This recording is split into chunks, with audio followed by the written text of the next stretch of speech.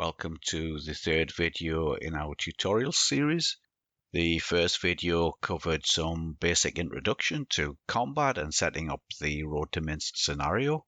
The second video gave us more examples of how we would advance, and we advanced our panzer divisions to capture Minsk. That's where we finished off at the last time, just as we'd advanced into the city. We're still on the first turn. We've still got plenty of things to do before we complete the scenario. I could make a lot more moves with the 4th Army and the 9th Army and the 2nd Panzer Group, and I can rack up more points by making more units surrender and causing more losses to the Soviets. But none of those extra points that I will gain from doing that will get as many points as we get from capturing Minsk. I'll just go back to the map.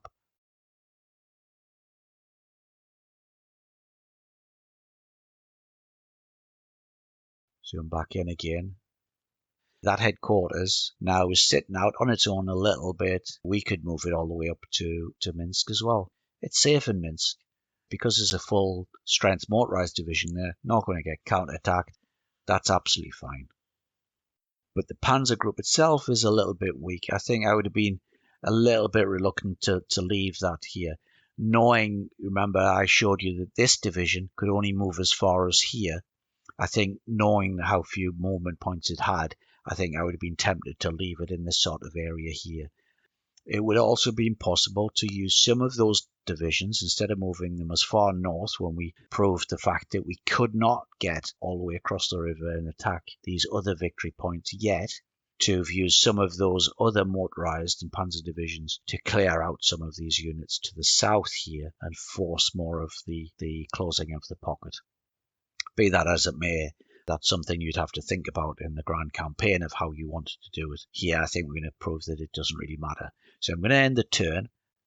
We're not going to bother with the depot management.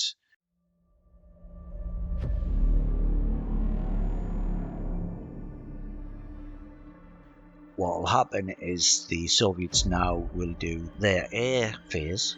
So you see they're running some air freight missions. So they're trying to bring supplies to some of these units up at the front line which have had some of their supply cut off.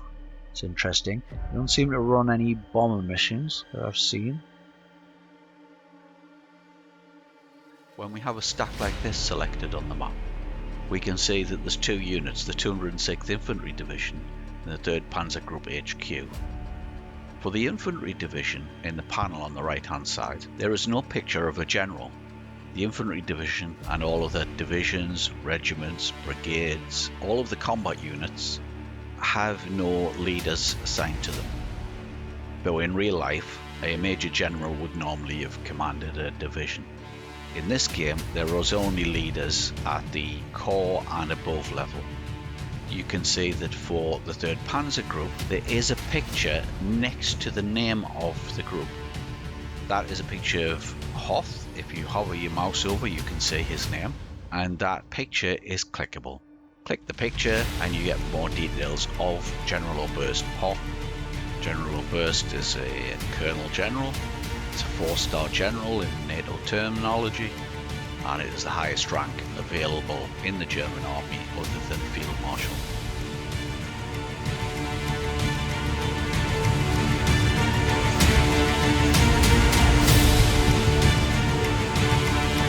And now the rest of their turn is taking place. They're doing things like repairing rails, they're moving resources forward, their supplies and logistics. Soon they will start moving their units. Now the game doesn't take very long to carry out all of these things. I've seen games that take a lot longer for the AI to be running things.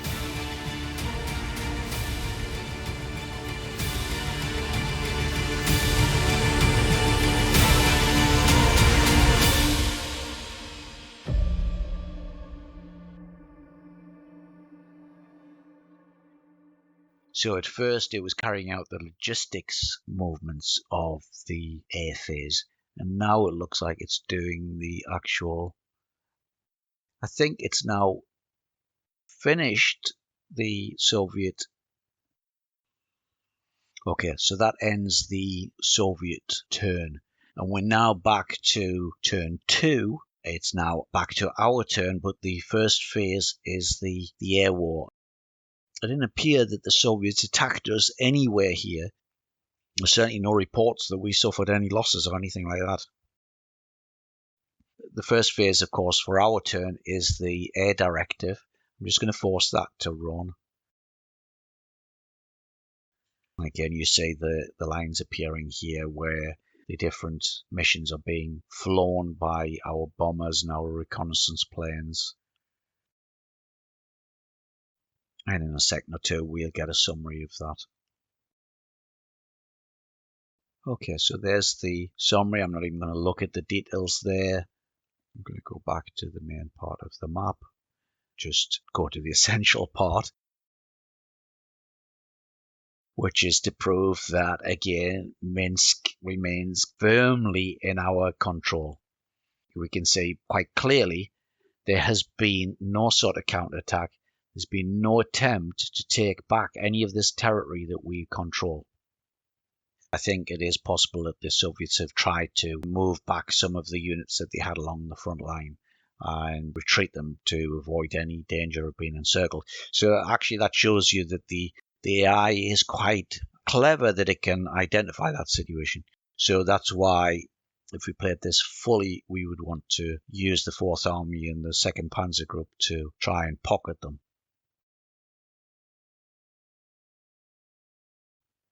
So it is possible, I think, to end this turn without moving anything. We can immediately, well, okay, let's do it because it's no bother at all. Let's take this victory point here.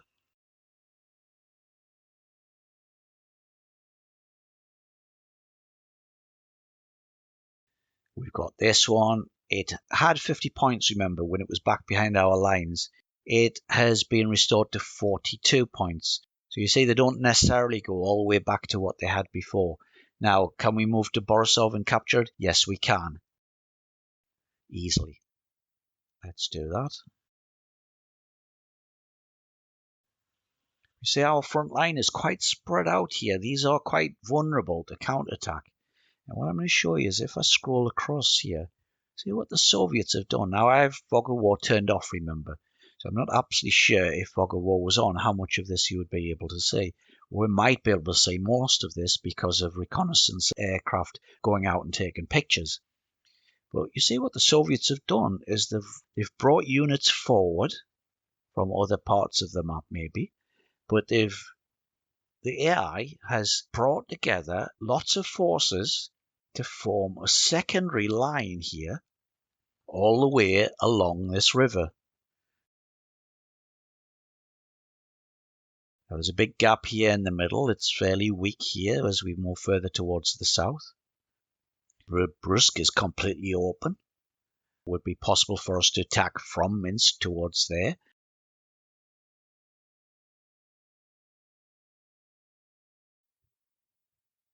So we looked at the strategy before, and one of the things that we looked at was the position of the victory points. And we noted that there was around 10 victory points in this scenario in the north of Belarusia. And we noted Vilnius was here, and because Vilnius is in Lithuania, it isn't actually shown as a victory point. It's not part originally of the Soviet Union. But in additionally, what we didn't notice at the time is that Smolensk is on this map, and Smolensk isn't shown as a victory point within the scenario. In fact, Smolensk is a victory point in the campaign. It's a major city and a huge objective for Army Group Central. But of course, it's way out of the possibility of capturing it in a two-turn scenario. Apart from being a major city, it's also important because it is on the way to Moscow. You can see the general direction that Moscow is. It's not quite to the northeast, it's more in an easterly direction, but it is in this sort of direction where, if you follow the route of Panzer Group 3 in particular, would be heading straight up through Vilnius and Minsk in the direction of Smolensk to reach Moscow. At the time, we didn't highlight Polotsk. In fact, we showed Polotsk and played with it simply as one of the minor victory points that we could reach on the second turn.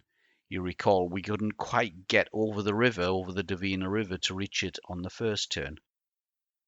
But Polotsk does appear to me to be quite an important strategic location. Polotsk is on the route in a northerly direction, which is to Leningrad. Now, Army Group Central is not responsible for attacking Leningrad. Army Group North is responsible for attacking and capturing Leningrad.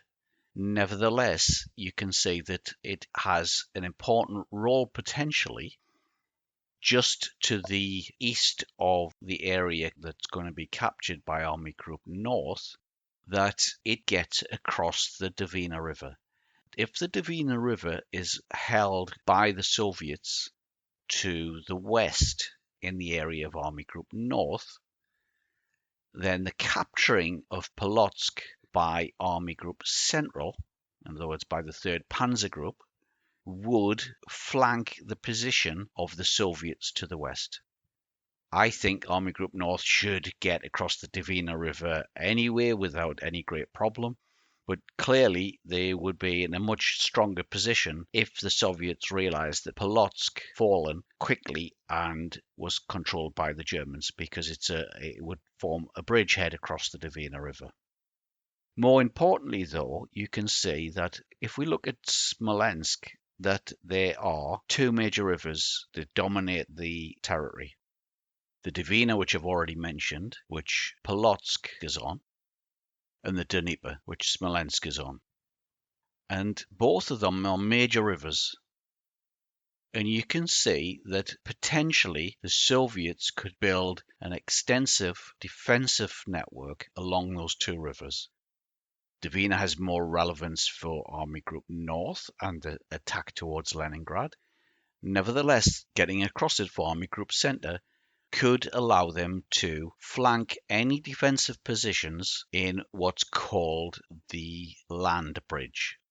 And the land bridge is the area between the two rivers. The two rivers focus any advancing army to have to go between the gap in the two rivers towards Smolensk. So this is a major defensive position for the Soviets, and historically had been a major defensive position, including when Napoleon invaded in 1812.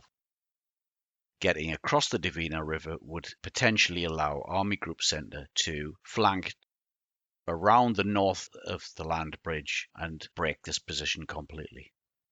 Otherwise, Army Group Center has the potential either to slog it out through the land bridge or to have to break the defensive position further to the south and cross the river somewhere at Orsha, Mogilev, or one of those locations as it followed down the river. And you see there's several cities along the Dnieper River, and why you can imagine that the Soviets would build defensive fortifications along it.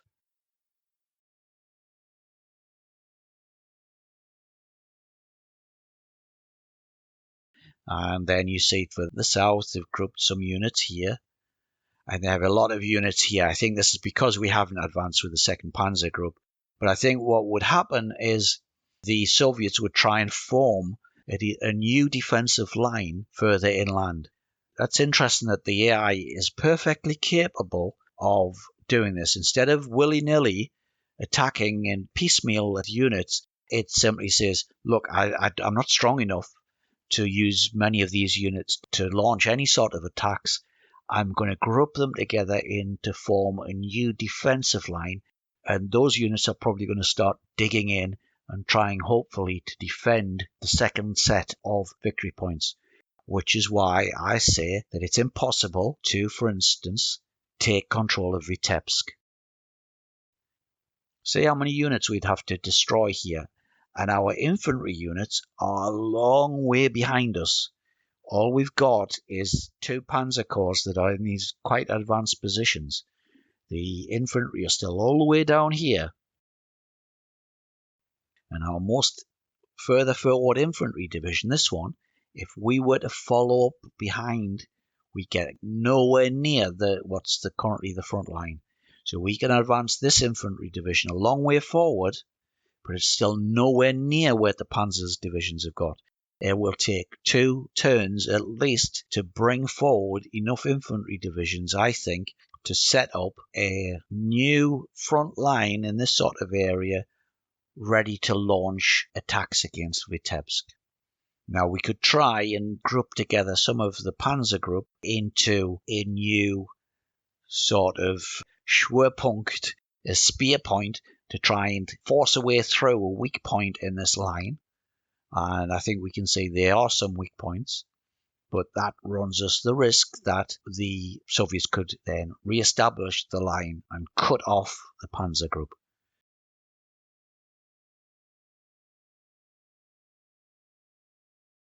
So I think what we would probably want to do in a campaign would be to halt the Panzer Group, allow it to build back up its movement points and its supplies, establish the run of supplies, the logistics groups, and get as many of the infantry as far forward as possible, and finish off this pocket, close up this pocket, and destroy everything that's there.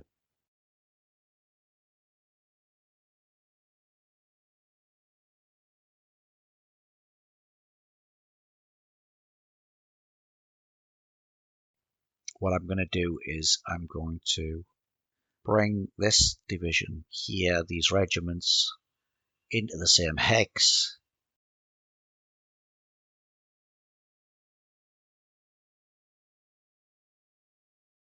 I'm going to put the Panzer Division back into one single unit. And I'm going to advance. Oh, I can't get to Bobrusk. It doesn't have enough movement points. Does the Motorized Division? No, it doesn't either. So you say, again, conclusive evidence that these units, because the Motorized Division hasn't been given all of its 50 points back, it can't move all the way to Bobrusk in 2 turns. It could move to Berezino, but that's not a victory point. It could move and attack this tank unit. It can take this air base. The 2 of them could spread out and we could capture a lot of territory. But what we can't get to is some of these other victory points. We've took 2 victory points there to the north. Can we attack across the river? Actually, it looks like the Soviets have abandoned Polotsk. To move further to the east to form this new line. These are stationary units.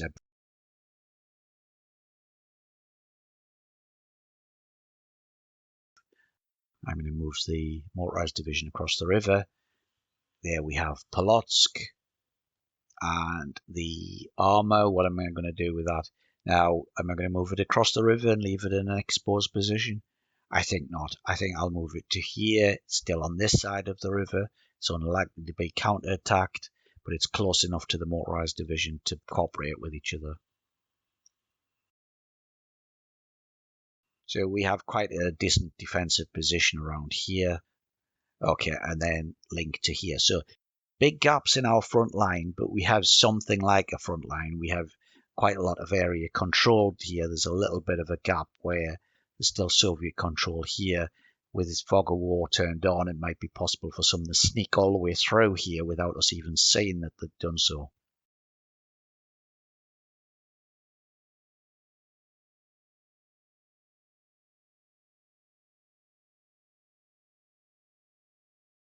I'm going to move the Motorized Division to here.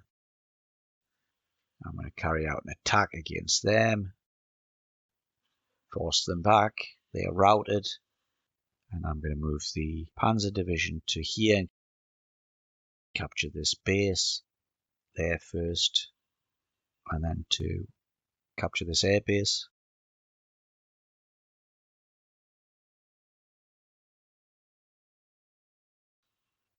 Again, you see the fact that this has, if I go to map info and scroll out,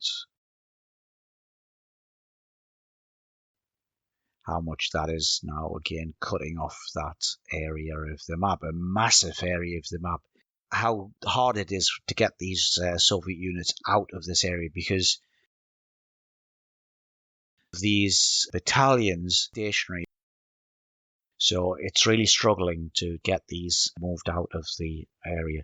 And as I said, if the Panzer Group here, the second Panzer Group, was just advancing, we potentially could close up this pocket.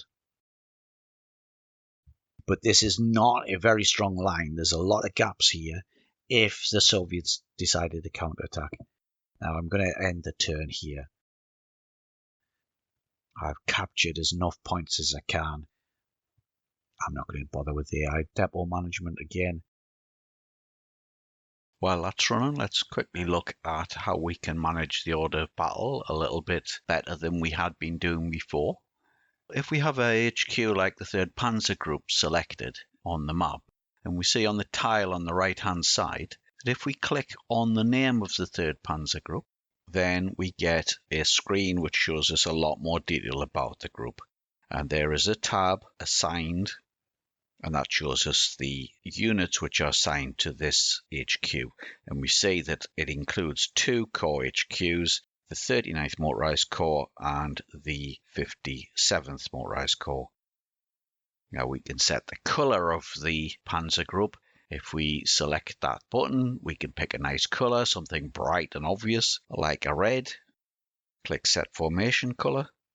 And all of the units within the Panzer Group, all of the divisions and the core HQs and the Panzer Group HQ itself, all are this bright red colour and are much more obvious on the map than the colour that was originally assigned.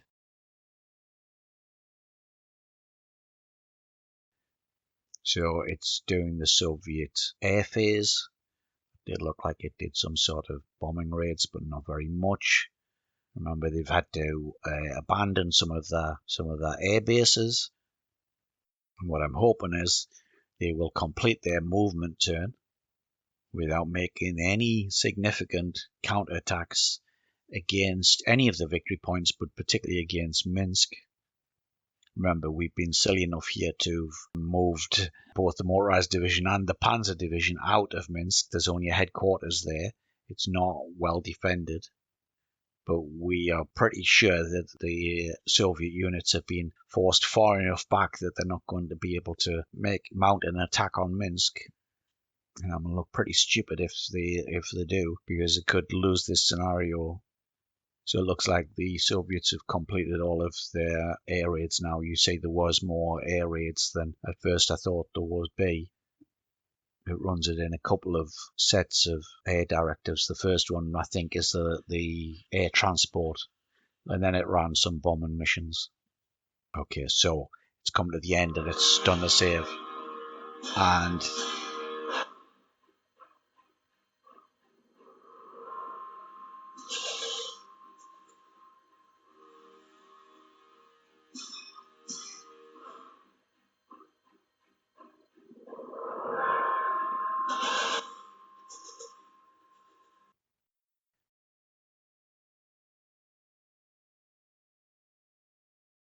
And there you have it. A victory. A minor victory.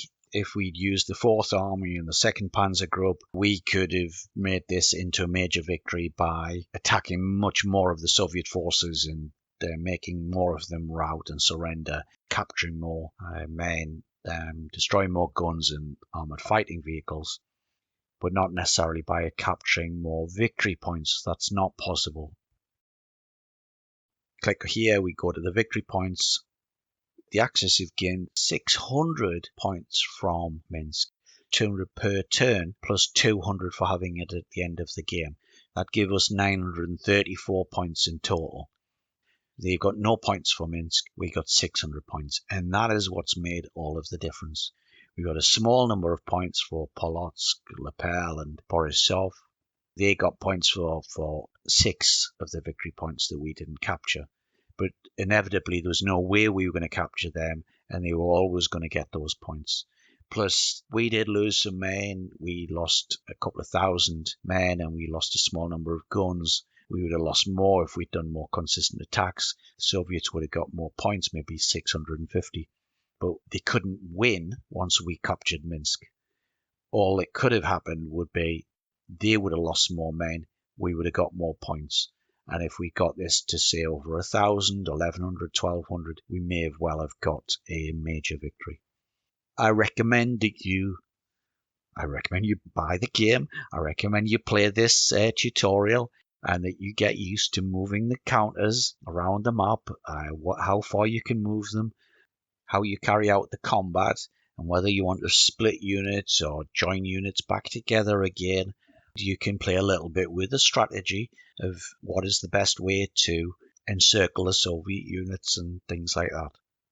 And this scenario gives you plenty of opportunity to do that because you have overwhelming force, you have the initiative to take the first turn, you have much better morale and supply in your favour at the start of Operation Barbarossa. As the game progresses, things get more and more difficult for the Germans. They suffer more losses, their supply lines become longer and longer, and eventually we're going to see that things like the muddy season and then winter will cause even more difficulty for the Germans to, one, win in combat, and two, to move very far. So this is why I think this is a great scenario to start with. Unfortunately, the game doesn't provide a tutorial. The game does not provide you with a step-by-step guide to going through this. Try to do this, and I've tried to keep it as simple as possible, get a flavour of how the game works without getting too heavily bogged down by some of the exact mechanics, without studying the logistics, without studying the air war, without even really studying some of the combat mechanisms. I hope that's useful for everyone. I hope it's useful. I hope some people actually watch it and that they find something of value in it. With that, I will finish off the game. We can just exit out of it. We've had a very successful victory, and I hope you enjoyed that and found something of interest that would enable you to invest in the game. And it is an investment. This game is not cheap. It's £55, presumably equivalent amount of in dollars and euros wherever you happen to live. It's not a cheap game. None of Gary Grigsby's games are cheap, but they are lengthy, involved, they make you think, and if you are interested, it's certainly worth a purchase from what I've seen so far. Thank you very much.